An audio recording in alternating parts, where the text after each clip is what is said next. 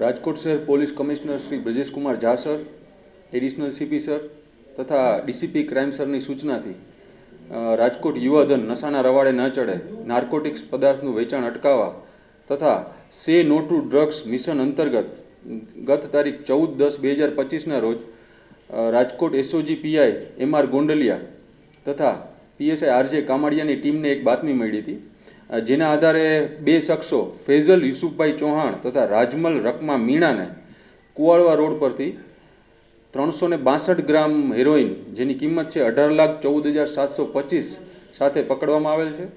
હાલ આ બંને શખ્સો વિરુદ્ધ બી ડિવિઝન પોલીસ સ્ટેશનમાં કેસ રજીસ્ટર કરી વધુ તપાસ તજવીજ ચાલુમાં છે.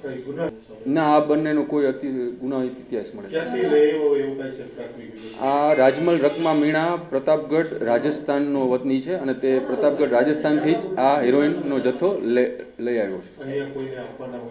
અહીંયા તે ફૈઝલ યુસુફ ચૌહાણ બીજો આરોપી છે તેને આપવાનો હતો. ના, હાલ પ્રાથમિક તપાસમાં પહેલી વાર જ લઈ આવ્યો એવું જાણવા ને હજી સુધી ફર્સ્ટ ટાઈમ જ છે. પેલા 392 ગ્રામનો જથ્થો મળ્યો છે અને છૂટકમાં પછી વેચાણ કરતા.